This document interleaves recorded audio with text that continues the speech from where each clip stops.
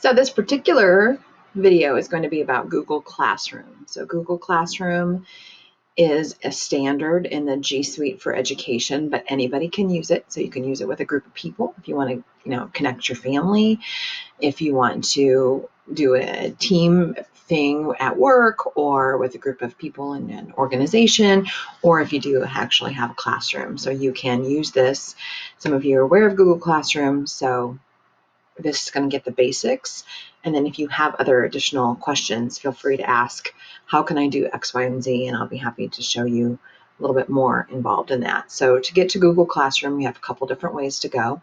If you go to your Google Cube up on the top right, that 9 box, you may have it available to you in that cube. But like I said, anybody can use it. You can just go to Classroom, like with everything that you want with Google, classroom.google.com. You're going to create a classroom if you don't already have one. So I created one for a team, but you can, so if you're the teacher, you're going to go to this, make sure it's you that's logged in up here in the top right, and then you're going to click the plus. So if you are joining the class because somebody gave you a code, this is where you would click join class, or you can create a class from this. So call it a name and hit create.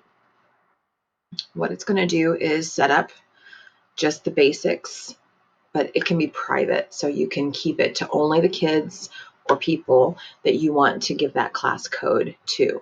So where I just went to create the class, it also said join class. So this is where you're going to have students or kids or whomever, team members, go to that join button, and this is the code you're going to give them. So it shows you right up here, invite them, give them this code. It's 7 letters, and you can copy it. And then you're set up, if you create the class, you're set up as the teacher. So you can do whatever you want within this class. This will show you under the people, everyone that you give the class code to. You could also add other teachers. So if you want everyone to be on the same level of playing field, you could give everybody the teacher access to it so that everyone can add things to it and you're not limiting team members.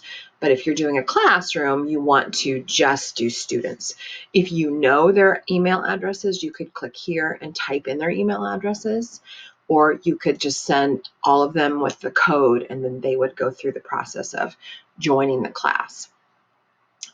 In the Classwork section, you then can create assignments, quiz assignments if you want to grade things within that, so they can post, papers that they're writing for you or responses to questions. You can set up a form that you want them to, how are you feeling? Or here's the questions for chapter 2, and they can just get a copy of that, fill it in, and send it back to you, and then you can grade through that. You can post a question. It can be discussion. How's everybody doing today? Any questions about the material I sent? That can be just where it's a discussion page, and that can be like that. You can post material. Here's the study guide for blah, blah, blah. Here's the instructional information for this. And those kinds of things. That's where you go to create. All classrooms are going to have their own individual Google Calendar where you can post due dates, or when you set something up as a due date, it's going to pop up in that Google Calendar too. And then you have a folder where all of your stuff that you post to them, as well as anything that they would respond to you, can be found on your Google Drive. So all of those things are at your disposal to use once you post things, and it walks you through it. You can then go to anything Google, or if you've got stuff already set up, you can absolutely go in and just upload it from Word, from anything else. So it doesn't have to be a Google. Google just makes it the most obviously functional with Google. So that's the basics of Google Classroom. Lots of other things you can do within it, but that's the basics. And it doesn't take much to set it up. Just walking through it, taking step by step, not panicking, and you can do it.